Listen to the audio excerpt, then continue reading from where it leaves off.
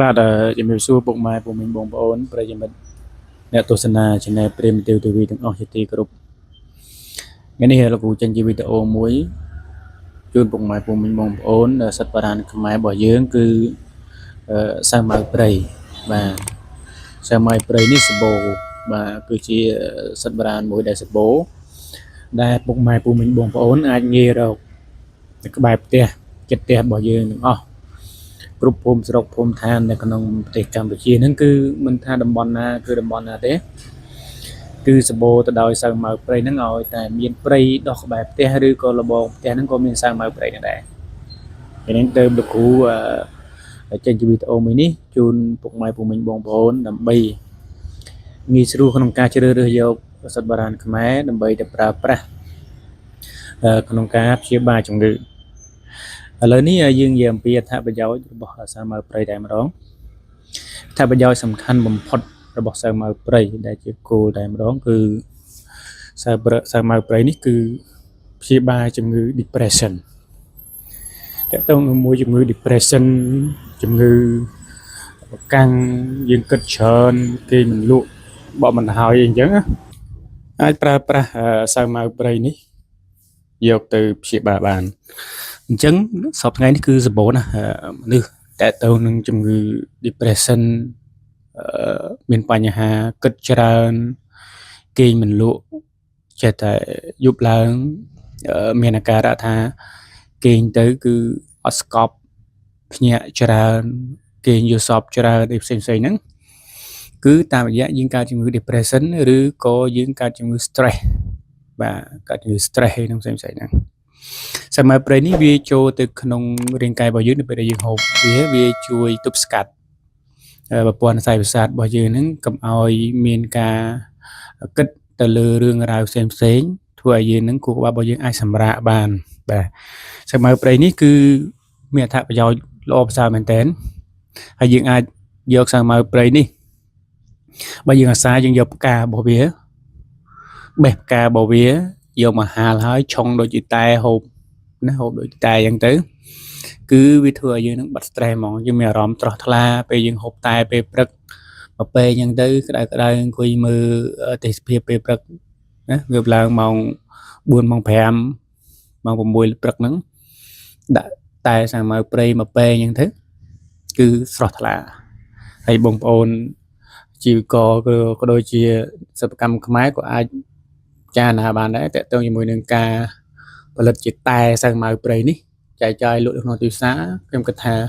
វាជាល្អប្រសើរដែរហើយបងប្អូនពុកម៉ែពុកមីងបងប្អូនចង់ផលិតជាតែដើម្បីកាត់បន្ថយសភាព stress ដើម្បីកាត់បន្ថយstress ឲ្យបាត់ក្អកបាត់អីទៀតហ្នឹងលោកគ្រូអាចប្រាប់អាចរើស3មុខសម្រាប់យកទៅប្រើប្រាស់ទី1គឺសាវម៉ាវព្រៃហ្នឹងបាទផ្កាសាវម៉ាវព្រៃហ្នឹងទៅបាទទី2លាយជាមួយនឹងផ្កាចំបៃណាផ្កាចំបៃសក៏បានចំបៃក្រហមក៏បានណាលាយជាមួយផ្កាចំបៃហ្នឹងទៅគឺល្អប្រសើរមែនតើសម្រាប់អ្នកនរគ្នាអាចយកទៅប្រើជាមួយធ្វើជាលក្ខណៈតែជាអ្នកតែអញ្ចឹងណាហើយទី3យើងអាចលាយជាមួយនឹងស្លឹកតែយើងធម្មតាតែបៃតងតែអីចឹងទៅណាផលិតមកដាក់មកកញ្ចប់មកអាចឲ្យពុកម៉ែពុកមីងបងប្អូនយកទៅប្រើប្រាស់បានអញ្ចឹងថាប្រយោជន៍សាវម៉ាវព្រៃគូបញ្ជាក់ឲ្យច្បាស់ជូនអ្នកនរគ្នាគឺ depression ឬក៏ stress គឺសាវម៉ាវព្រៃហ្នឹងគឺប្រើប្រាស់គឺមានអត្ថប្រយោជន៍មែនតើណាបើបានសាវម៉ាវព្រៃលាយជាមួយនឹងផ្កាចំបៃទៀតហើយតែល្អប្រសើរណាពុកម៉ែពុកមីងបងប្អូនតែបើសិនជាយើងជាលក្ខណៈថាដាំផឹកហ្មងបាច់យកផ្កាទេណាយកដើមមកវាបើមិនបានដើមមកធំយកដើមទូចហ្នឹងតែបើបានដើមធំល្អកាត់កង់អាដើមប៉ុនមេដៃឡើងហ្នឹងកាត់កង់វាបាទសម្រាប់ដែលយើងដែល depression ខ្លាំងយើងតបប្រមល់ខ្លាំងយើងត្រូវការផឹកជាលក្ខណៈថ្នាំតែម្ដងមិនមែនផឹកជាលក្ខណៈតែគឺយកដើមវាទៅអ្នកនរគ្នាដើមរបស់សាវម៉ាវព្រៃហ្នឹងកាត់មកក្តាប់ទៅហ្នឹងហើយលាងឲ្យស្អាតកាត់មកក្តាប់ទៅលាងឲ្យស្អាតបាទបើយើងអាចហូបខ្ពុលបានយើងហូបទាំងស្រស់ហ្នឹងទៅដាំទាំងស្រស់ហ្នឹងទៅ ហើយបើសិនជាយើងអត់ទៅចេះហូបពលទេហាវាស្ងួនតិចទៅណាហាវាស្ងួនតិចទៅលាងឲ្យស្អាតដាំជាមួយនឹងដូងភ្លើងអ្នកនរងោជាមួយនឹងដូងភ្លើងឲ្យលាយជាមួយនឹងអាស័យស្រុកទៀតអាស័យស្រុកអាស័យព្រៃហ្នឹងហូបទៅហូបកំសៀវទី1គឺយើងបាត់ stress ហ្នឹងដែរហូបទាំងពីកំសៀវទី1យើងបាត់ stress ដែរស្អីព្យាបាលទាំងកាពះព្យាបាលទាំងអីផ្សេងៗអញ្ចឹងទៅធ្វើឲ្យយើងនឹងលែងមានអារម្មណ៍ថា stress តិចមានអារម្មណ៍ថា stress អារឿងតបប្រមល់ទាំងប្រមាណហើយដែលយើងគិតទៅវាចេះតែតបប្រមល់ទាំងប្រមាណគឺល្អប្រសើរមកវិញហើយតើកាលណាយើងបាត់ stress បាត់អីបាត់ depression ហើយគូសាររបស់យើងក៏មានសុភមង្គលគូសាររបស់យើងនឹងពីមុនមកធ្លាប់តែប៉ះតម្ដីគ្នាឆាវឆាវដោយសារយើងមាន depression ណាពេលដែលយើងហូបតែសាមៅព្រៃនេះយើងឃើញប្លែកខ្លួនឯង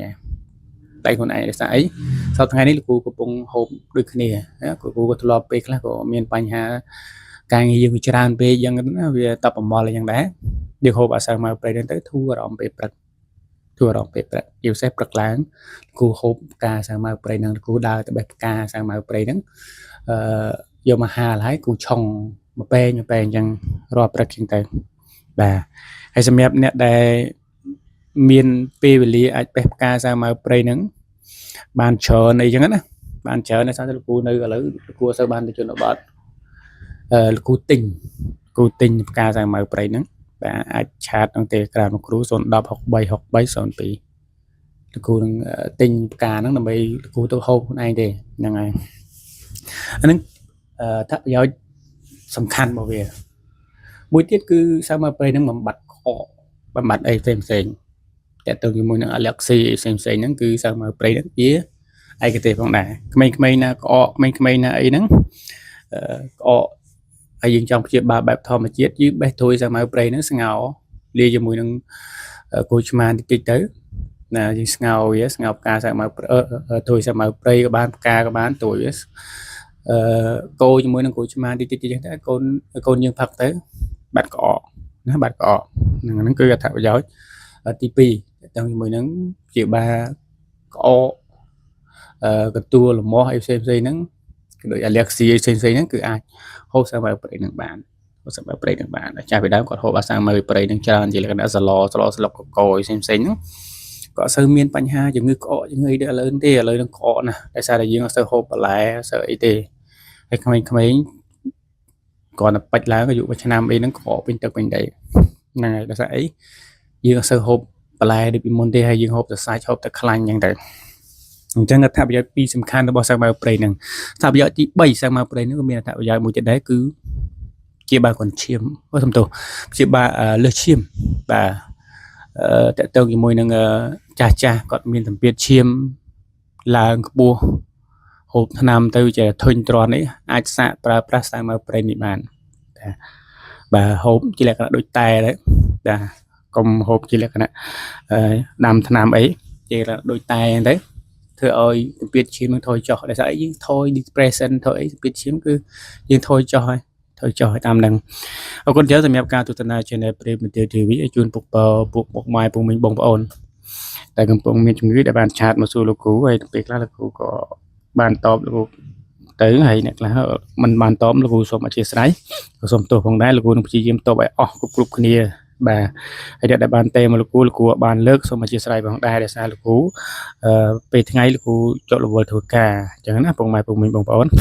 ហើយបើសិនជាលោកគ្រូបានឃើញ miss call អញ្ចឹងលោកគ្រូអាចទេទៅវិញអាចតាក់ទងទៅវិញហើយអ្នកនរគ្នាក៏អាច